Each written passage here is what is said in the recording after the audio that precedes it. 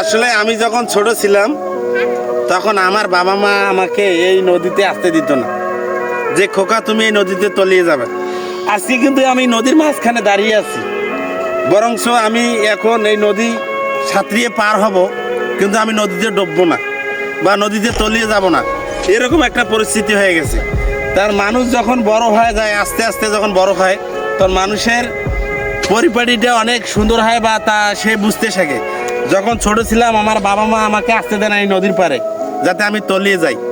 আর এখন আমি বড় হচ্ছি, এখন নদীতে আসতেছি, আমার বাবা মা আমাকে কিছু বলে নাই।